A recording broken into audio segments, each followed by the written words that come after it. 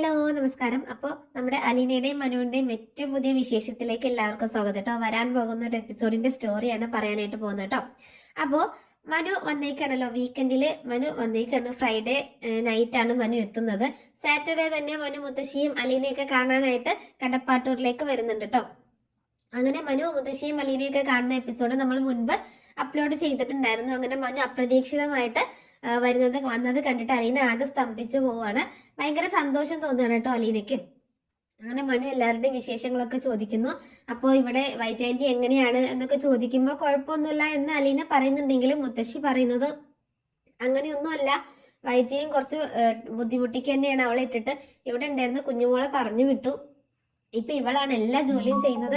പക്ഷെ അതൊന്നും ഇവൾക്ക് യാതൊരു കുഴപ്പമില്ല കേട്ടോ. ഇവളെല്ലാ ജോലിയും ചെയ്തോളും. ഇവൾക്ക് എങ്ങനെ ഇതിനൊക്കെ സാധിക്കുന്നു എന്നാ എനിക്ക് മനസ്സിലാവാത്തത് എന്നൊക്കെ പറയണം മുത്തശ്ശി. പിന്നെ ഒരു കാര്യം ഉണ്ടായി, ഇവള് ഭക്ഷണമൊക്കെ ഉണ്ടാക്കി, അതൊക്കെ വൈജയ്ക്ക് ഭയങ്കര ഇഷ്ടപ്പെട്ടു, അവള് നല്ല അഭിപ്രായം പറഞ്ഞു എന്നൊക്കെ പറയട്ടോ മുത്തശ്ശി. അത് നല്ല സൈനാണല്ലോ. എന്താണെങ്കിലും അലീന വൈജയന്റെ കയ്യിലെടുത്തല്ലോ എന്നൊക്കെ ചോദിക്കുകയാണ് മനു. അങ്ങനെ ആ സമയത്താണ് മുത്തശ്ശി പറയുന്നത്, എടാ മോനെ, നീ നാളെ ഫ്രീ ആണോ എന്ന് ചോദിക്കാട്ടോ. എന്താ മുത്തശ്ശി ചോദിച്ചത്? ഇവള് കുറച്ച് ദിവസമായി പറയുന്നു ഇവക്കൊന്ന് പള്ളിയിൽ പോകണം. ഇവിടെ അടുത്ത് എവിടെയാ പള്ളി, നിനക്കറിയാവോ? ഇവിടെ അടുത്തുണ്ടല്ലോ മുത്തശ്ശി, കടപ്പാട്ടൂരിന് കുറച്ച് അപ്പുറത്ത് തന്നെ ഉണ്ടല്ലോ എന്നൊക്കെ പറയാട്ടോ. അപ്പൊ എന്നാ ഇവളെ ഒന്ന് പള്ളിയിൽ കൊണ്ടുപോകണം, ഇവക്ക് തനിച്ച് വിടാൻ എനിക്കൊരു മടി. അത് കുഴപ്പമില്ല മുത്തശ്ശി, ഞാൻ തനിച്ച് പൊക്കോളാം, എനിക്കതൊന്നും വിഷയമല്ല. പിന്നെ അറിയാത്ത സ്ഥലത്ത് വന്നിട്ട് എവിടെയെങ്കിലുമൊക്കെ പോയി പെട്ട് കഴിഞ്ഞാൽ എന്ത് ചെയ്യും? അപ്പൊ മനുവിനോട് ചോദിക്കണം, നിനക്ക് നാളെ ഇവളെ ഒന്ന് കൊണ്ടുപോകാമോ? അത് മാത്രല്ല, ഇവക്ക് ഇവളുടെ അനിയത്തിയും ഒരു ചെറിയ കൊച്ചുണ്ട് എന്ന് പറഞ്ഞു, അതിനെയൊക്കെ കാണണമെന്ന് ഭയങ്കര ആഗ്രഹമുണ്ട്. അപ്പൊ നീ ഇവളെ ഒന്ന് അവരുടെ അടുത്തേക്ക് കൊണ്ടുപോകാമോ ചോദിക്കണം. അത് എവിടെയാണ് അനിയത്തിയുടെ വീട് എവിടെയാന്ന് ചോദിക്കട്ടോ. അത് എറണാകുളത്ത് പാലാരിവട്ടത്താന്ന് പറയണേ. അത്രയും ദൂരമല്ലേ, നമ്മൾ രാവിലെ പോയി തിരിച്ചെത്തുവോ എന്നൊക്കെ ചോദിക്കാണ്. വൈജയന്തി സമ്മതിക്കുക എന്നൊക്കെ പറയുമ്പോൾ മുത്തശ്ശി പറയുന്നത്, അതൊക്കെ ഞാൻ പറഞ്ഞ് സമ്മതിപ്പിച്ചോളാം, നീ അതൊന്നും ഓർത്ത് വിഷമിക്കണ്ട, വൈജയുടെ അടുത്ത് ഞാൻ പറഞ്ഞോളാം, നീ നിന്റെ അമ്മയുടെ അടുത്ത് കാര്യം പറഞ്ഞ് ഇങ്ങോട്ടേക്ക് വന്നാൽ മതി, നാളെ നേരത്തെ തന്നെ ഇങ്ങോട്ടേക്ക് വരണമെന്ന് പറയട്ടോ. ഞാൻ എന്തായാലും അമ്മയുടെ അടുത്ത് പറയാം. അമ്മ ഇനിയിപ്പോ സമ്മതിക്കാനൊന്നും പോണില്ല, കാരണം ഒരു വേലക്കാരിയും കൊണ്ട് നാട് ചുറ്റാൻ നടക്കാണോ എന്നൊക്കെ ചോദിച്ച് വഴക്കടിക്കും. പക്ഷെ അതൊന്നും കാര്യമാക്കണ്ട, ഞാൻ എന്താണെങ്കിലും വരാം എന്ന് പറഞ്ഞിട്ട് മനു അവരോട് യാത്ര പറഞ്ഞിട്ട് പോകുക കേട്ടോ. അങ്ങനെ അന്ന് രാത്രിയില് മുത്തശ്ശിയാണ് വൈജയുടെ അടുത്ത് ഇങ്ങനെ കാര്യങ്ങൾ അവതരിപ്പിക്കുന്നത് കേട്ടോ. ഇവക്ക് നാളെ ഒന്ന് അമ്പലത്തിലല്ല, സോറി, നാളെ ഒന്ന് പള്ളിയിൽ പോകണം, അവൾക്ക് എന്തോ പ്രാർത്ഥിക്കാനാണെന്ന് പറഞ്ഞു. അതിനിപ്പോ ഇവിടെ എവിടെയാ പള്ളി ഉള്ളത് എന്നൊക്കെ ചോദിക്കാം കേട്ടോ വൈജ. ഇവിടെ അടുത്തുണ്ടല്ലോ, മനു പറഞ്ഞു കൊണ്ടുപോയിക്കോളാമെന്ന്. മനുവിന്റെ കൂടെയാണോ പോകുന്നത്? അങ്ങനെയൊന്നും പോകാൻ പറ്റില്ല, ഇവക്ക് എന്താ തനിച്ചു പോയാലും കുഴപ്പം എന്നൊക്കെ ചോദിക്കുകയാണ്. വലിയ വീട്ടിലെ ആമ്പിള്ളേരുടെ കൂടെയാണോ ഇങ്ങനെ കറങ്ങാൻ നടക്കുന്നത് എന്നൊക്കെ ചോദിച്ച് വൈജയന്തി ഒച്ചയെടുക്കട്ടോ. ഞാൻ പറഞ്ഞതല്ല, ഞാൻ തനിച്ചു പൊക്കോളാം, എനിക്ക് യാതൊരു കുഴപ്പമൊന്നുമില്ല എന്ന് അലീന പറയുമ്പോൾ അത് പറ്റില്ല, അറിയാത്ത സ്ഥലമാണ്, ഇവിടെ വന്നിട്ട് എന്തെങ്കിലുമൊക്കെ സംഭവിച്ചിട്ടുണ്ടെങ്കിൽ അത് നമ്മുടെ ഉത്തരവാദിത്തത്തിലല്ലേ. അതുകൊണ്ട് മനു ആണ് പറഞ്ഞത്, മനു കൊണ്ടുപോയിക്കോളാമെന്ന്. മനു രാവിലെ തന്നെ വരും അലീനയും കൂട്ടിയിട്ട് പോവാനായിട്ട്. എന്തായാലും നാളെ ഒരു ദിവസം അവൾക്ക് ഫ്രീ കൊടുക്കുക. അങ്ങനെ ഫ്രീ കൊടുക്കാനൊന്നും പറ്റത്തില്ല, അത്രയ്ക്ക് നിർബന്ധമാണെങ്കിൽ ഇവിടുത്തെ എല്ലാ ജോലിയും ചെയ്തു വെച്ചിട്ട് പൊക്കും. നാളെ അവധി ദിവസമല്ലേ, മക്കളൊക്കെ വീട്ടിലുണ്ടാകും, അവർക്കുള്ള എല്ലാ ഫുഡും ഒക്കെ ഉണ്ടാക്കി വെക്കാം. ഞാനും ഉണ്ടാവും, ബാലചന്ദ്രനും ഉണ്ടാവും, പിന്നെ എൻ്റെ ഒരു ഫ്രണ്ട് വരും, അയാളും ഉണ്ടാകും. ആ ഫ്രണ്ട് എന്ന് കേൾക്കുമ്പോൾ അലീനയ്ക്ക് എന്തോ ഒരു വല്ലായ്മ തോന്നുന്നു കേട്ടോ. അന്ന് കുഞ്ഞുമോൾ ചേച്ചി പറഞ്ഞിട്ടുണ്ടായിരുന്നു, നിന്റെ ഈ വീട്ടിൽ ഈ കൊച്ചമ്മയെ കാണാനായിട്ടൊരു സാറ് വരും അവധിയുള്ള ദിവസം, ആ സാർക്ക് വേറെ എന്തൊക്കെയാണ് ആഗ്രഹങ്ങൾ എന്നൊക്കെ പറഞ്ഞിട്ടുണ്ടായിരുന്നല്ലോ. അത് കേൾക്കുമ്പോൾ അലീനയ്ക്ക് ഒരു വല്ലായ്മ തോന്നുന്നുണ്ട്. അപ്പോൾ ഈ യാത്രയിൽ ആ സാറിനെ കാണാൻ പറ്റില്ലല്ലോ, നാളെ വരുന്ന ആൾ ആരാണെന്ന് അറിയാൻ പറ്റില്ലല്ലോ എന്നുള്ളൊരു വിഷമമുണ്ട്. എന്താണെങ്കിലും അവൾക്ക് പള്ളിയിൽ പോയേ പറ്റുള്ളൂ. അങ്ങനെ എല്ലാ ജോലികളും നേരത്തെ ചെയ്ത് റെഡിയാക്കിയിട്ട് പൊക്കോ. പിന്നെ അമ്മയ്ക്ക് ഭക്ഷണം കൊടുക്കാനില്ല, അതൊക്കെ ഞാൻ കൊടുത്തോളാം എന്ന് വൈജ തന്നെ പറയാട്ടോ. അങ്ങനെ പോവാനുള്ള അനുവാദം കൊടുക്കുകയാണ്. പിറ്റേ ദിവസം രാവിലെ തന്നെ അലീന എഴുന്നേറ്റ് എല്ലാ ജോലിയും തീർക്കട്ടോ. എല്ലാ ജോലിയും തീർത്ത് ബ്രേക്ക്ഫാസ്റ്റും ലഞ്ചും ഡിന്നറിനുള്ള ഏകദേശം സാധനങ്ങൾ വരെ സെറ്റ് ആക്കിയിട്ടാട്ടോ അലീന പോകുന്നത്. അഥവാ ഇനി എത്താൻ ലേറ്റ് ആയിട്ടുണ്ടെങ്കിൽ ഡിന്നർ തയ്യാറാക്കാൻ ലേറ്റ് ആവില്ലേ. അപ്പൊ ഒരുവിധമൊക്കെ കാര്യങ്ങൾ ചെയ്തു വെച്ചിട്ടാണ് അലീന റെഡി ആയിട്ട് ഇങ്ങനെ നിൽക്കട്ടോ. അങ്ങനെ രാവിലെ തന്നെ മനു വരികയാണ്. മനു വന്നിട്ട് നേരെ മുത്തശ്ശിയുടെ അടുത്തേക്ക് ചെല്ലുന്നുണ്ട്. മുത്തശ്ശി, ഞാൻ റെഡിയാണ്, അവള് റെഡി ആയില്ലേ എന്നൊക്കെ ചോദിക്കട്ടോ. അവള് റെഡി ആയിക്കൊണ്ടിരിക്കുകയാണ്, അവള് കുളിക്കുകയാണ്, ഇപ്പൊ വരും, നീ ആന്റിയെ കണ്ടോ അവരെ കണ്ടോ എന്നൊക്കെ ചോദിക്കണില്ല, ഞാനൊന്ന് പോയി കണ്ടേച്ച് വരാമെന്ന് പറഞ്ഞിട്ട് മനു വൈജയന്തിയെ വിളിക്കുക കേട്ടോ. വൈജയന്തി എന്ന് വിളിക്കുന്ന സമയത്ത് വൈജയന്തിയും ബാലചന്ദ്രനും കൂടെ ഇറങ്ങി വരുന്നുണ്ട്. മനു നീ എപ്പോഴാണ് വന്നേ, എന്തൊക്കെയാണ് വിശേഷം, ബാംഗ്ലൂർ എന്തൊക്കെയാണ് വിശേഷം എന്നൊക്കെ ചോദിക്കട്ടെ ബാലചന്ദ്രൻ. നല്ല വിശേഷമാണെങ്കില്, വേറെ പ്രത്യേകിച്ചൊന്നുമില്ല, ഇവിടെയല്ലേ വിശേഷങ്ങൾ എന്നൊക്കെ പറഞ്ഞിട്ട് വൈജയെ നോക്കണം. അതെന്താണ് നീ അങ്ങനെ പറഞ്ഞത് എന്ന് ചോദിക്കട്ടെ വൈജയന്തി. അല്ല, ഇവിടെയല്ലേ മുത്തശ്ശീനെയും അലീനയും കൊണ്ടുവന്നേക്കുന്നത്, ഇനിയിപ്പോ ഇവിടെയല്ലേ വിശേഷം, ഇവിടുത്തെ ജോലിക്കാരിയെ പറഞ്ഞു വിട്ടതൊക്കെ ഞാൻ അറിഞ്ഞു എന്നൊക്കെ പറയാട്ടോ. അതിനെന്താ കുഴപ്പം, ഇവിടെ എന്തിനാ 2 ജോലിക്കാര്, ഒരാള് പോരെ, ഒരാൾക്ക് ചെയ്യാനുള്ള ജോലിയല്ലേ ഈ വീട്ടിലുള്ളൂ എന്നൊക്കെ പറയാട്ടോ വൈജയന്തി. മതി, പക്ഷേ മുത്തശ്ശിയെ നോക്കാൻ വേണ്ടിയിട്ടുള്ള ഒരു ഹോം നേഴ്സ് ആയിട്ടാണ് ഞാൻ അലീനയെ കൊണ്ടുവന്നത് എന്ന് മനു പറയുമ്പോൾ, ഹോം നേഴ്സിന്റെ ജോലി എന്തുമാത്രം ഉള്ളത്, അമ്മയെ ഒന്ന് കുളിപ്പിക്കണം, തിരിച്ചും മറിച്ചും കിടത്തണം, ഭക്ഷണം കൊടുക്കണം, അത്രല്ലേ ഉള്ളൂ, അതിനാണോ ഇത്രയും ശമ്പളം കൊടുക്കുന്നത്, അതിൻ്റെ ഒന്നും ആവശ്യമില്ല, അതുകൊണ്ട് അവളെല്ലാ ജോലിയും ചെയ്യട്ടെ, അവൾക്ക് യാതൊരു കുഴപ്പമില്ലല്ലോ ഇവിടുത്തെ ജോലി ചെയ്യാൻ എന്നൊക്കെ പറയാണ് വൈജയന്തി. അല്ല, നീ ഇത് എങ്ങോട്ട് ഇത്ര രാവിലെ തന്നെ വന്നേക്കുന്നതെന്ന് ചോദിക്കാട്ടോ. അപ്പൊ കഴിഞ്ഞ ദിവസത്തെ കാര്യങ്ങളൊക്കെ ഓർമ്മയുണ്ടെങ്കിലും മനുവിനോടൊന്ന് ചോദിക്കുകയാണ്.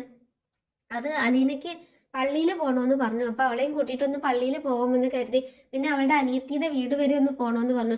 അനിയത്തിയോ, ഏത് അനിയത്തി, അനാഥയായ അവൾക്ക് എവിടെ അനിയത്തി എന്ന് ചോദിക്കട്ടോ വൈജയന്തി. അത് അവരുടെ ഓർഫനേജിൽ ഉണ്ടായിരുന്ന ഒരു കുട്ടിയാണ് രേവതി കുട്ടി എന്ന് പറഞ്ഞിട്ട്, അവർ താമസിക്കുന്നത് പാലാരിവട്ടത്തുള്ളൊരു മാമച്ചായന്റെയും ഗ്രേസിമാരിയുടെയും വീട്ടിലാണ്. പാലാരിവട്ടം വരെ പോവാനോ എറണാകുളം വരെ പോവാനാണോ നീ നിൽക്കുന്നത്, അത്രയും ദൂരം പോയി തിരിച്ചു വരുമ്പോഴേക്ക് രാത്രിയാവുമല്ലോ, അതിനൊന്നും നിൽക്കണ്ടെന്ന് പറയട്ടോ. അതല്ല ആൻറ്റി, അവൾക്ക് എന്തോ അത്യാവശ്യം ഉണ്ടായിട്ടാണ്, ആ കൊച്ചിനെ കാണാൻ ഇത്രയും നാൾ ഒരുമിച്ച് താമസിച്ചതല്ലേ, ഏതായാലും പുറത്തിറങ്ങല്ലേ, പാലാരിവട്ടം അത്ര ദൂരത്തൊന്നല്ല, ഇപ്പൊ നമ്മൾക്ക് ഇവിടുന്ന് പെട്ടെന്ന് പോയി വരാവുന്ന ദൂരമേ ഉള്ളൂ എന്നൊക്കെ പറയണ മനു. എന്താണെങ്കിലും രാത്രിയാവുന്നതിന് മുൻപ് തിരിച്ചെത്തിക്കൊള്ളണം എന്ന് പറയാണ് വൈജയന്തി. അങ്ങനെ അലീന റെഡി ആയിട്ട് വരിക കേട്ടോ. അലീന വന്നിട്ട് വൈജയന്തിയോട് പോയിട്ട് വരട്ടെ എന്ന് ചോദിക്കുക കേട്ടോ. വലിയ താല്പര്യമൊന്നും ഇല്ലെങ്കിലും എന്തെങ്കിലും കാണിക്കുക എന്നുള്ള മട്ടിൽ നിൽക്കുകയാണ് വൈജയന്തി. ബാലചന്ദ്രനെ നോക്കുമ്പോൾ പോയിട്ട് വാ എന്നുള്ള രീതിയിൽ ആക്ഷൻ കാണിക്കുക കേട്ടോ ബാലചന്ദ്രൻ. അങ്ങനെ മനുവിന്റെ കൂടെ അലീന യാത്ര പോവാട്ടോ. നമ്മുടെ രേവതി കുട്ടീനെ കാണാനും ചിന്നുമോളെ കാണാനും അതുപോലെ പള്ളിയിലേക്കൊക്കെ ആയിട്ട് യാത്ര പോവാണ്. മനുവിനാണെങ്കിൽ ഭയങ്കര സന്തോഷാട്ടോ, അലീനയുടെ കൂടെ ഇങ്ങനെ തനിച്ച് കുറച്ചു നേരം സ്പെൻഡ് ചെയ്യാൻ പറ്റുള്ളൂ എന്നുള്ള ഒരു സന്തോഷാട്ടോ. അപ്പൊ അലീന വേഗം കയറാൻ പോകുന്നത് പുറകിലേക്കാണ്. അപ്പൊ മനു പറയുന്നുണ്ട്, എന്തിനാ പുറകിലേക്ക് കയറുന്നത്, ഫ്രണ്ടിലേക്ക് എന്ന് പറയണേ.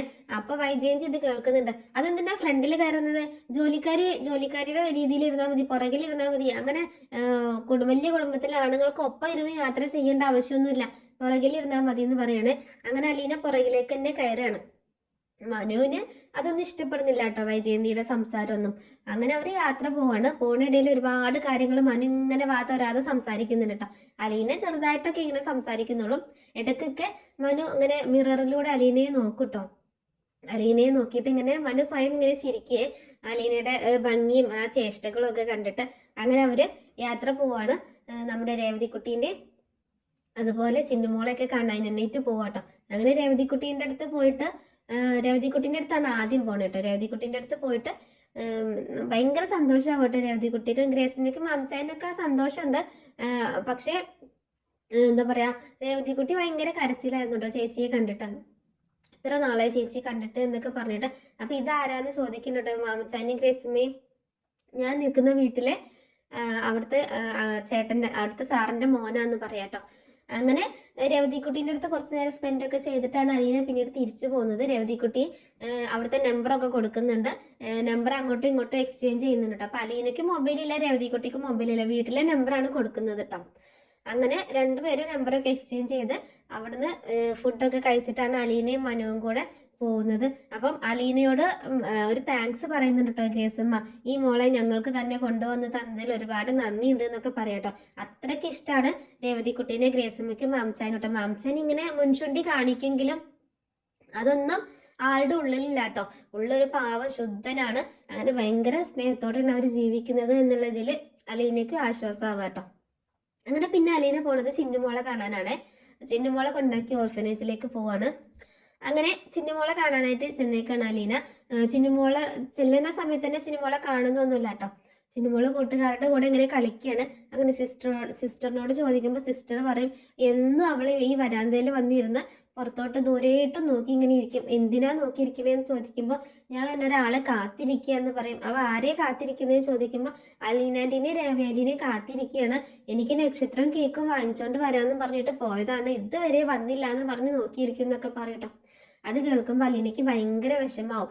അപ്പൊ അലീനയ്ക്ക് ചിന്നുമോളെ കാണണമെന്നുണ്ട്. കണ്ടു കഴിഞ്ഞാൽ ചിന്നുമോള് തൻ്റെ കൂടെ വരാൻ കരയുകയും ചെയ്യും. അപ്പോൾ അടുത്തോട്ട് ചെല്ലാതെ ദൂരെ നിന്ന് അലീന ചിന്നുമോളെ കാണട്ടെ. സിസ്റ്റർ പറഞ്ഞു അടുത്തേക്ക് ചെന്ന് കഴിഞ്ഞാൽ അവൾ ഇനി പ്രശ്നം ഉണ്ടാക്കും, അലീനെ കൊണ്ടുപോവേണ്ടി വരും, അപ്പൊ അത് ബുദ്ധിമുട്ടാവില്ലേ, അതുകൊണ്ട് ദൂരെ നിന്ന് കണ്ടോ എന്ന് പറഞ്ഞിട്ട് അലീന ദൂരെ മാറി നിന്നിട്ട് ചിന്നുമോളെ കാണുക കേട്ടോ.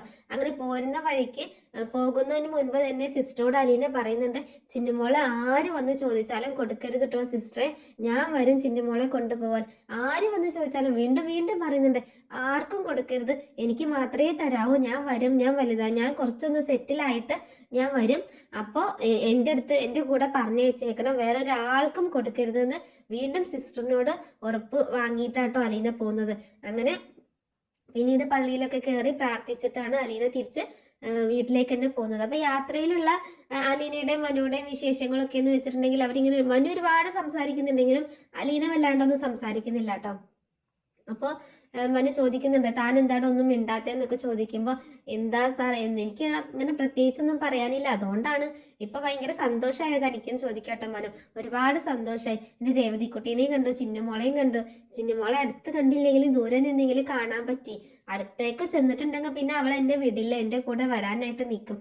എന്നേക്കാൾ കൂടുതൽ രേവതിക്കുട്ടീനോടായിരുന്നു അവൾക്ക് കൂട്ട്.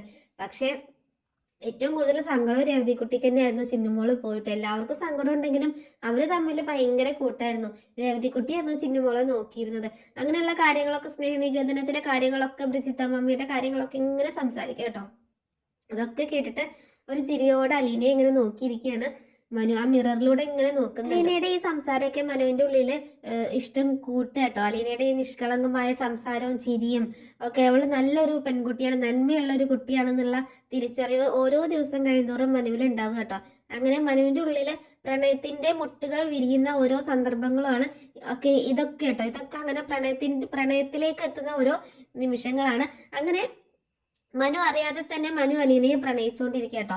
അവളുടെ ഓരോ ചിരിയും അതുപോലെ സംസാരവും ഒക്കെ മനുവിന്റെ ഉള്ളിൽ പ്രണയം മുട്ടിയിടുകയാണ്. അങ്ങനെയുള്ള ഒരുപാട് എപ്പിസോഡുകളൊക്കെയാണ് ഇനി വരാനായിട്ട് പോകുന്നത് കേട്ടോ. മനുവിന്റെ അലീനയുടെയും പ്രണയം, രണ്ടുപേരും അങ്ങോട്ടും ഇങ്ങോട്ടും തുറന്ന് പറയാതെ പ്രണയിക്കുന്നതും അവസാനം തുറന്ന് പറയുമ്പോഴുണ്ടാകുന്ന പ്രശ്നങ്ങളും വീട്ടിലറിയുമ്പോഴുണ്ടാകുന്ന പ്രശ്നങ്ങളും, അങ്ങനെ ഒരുപാട് നല്ല നല്ല കഥാമുഹൂർത്തങ്ങളുണ്ട്.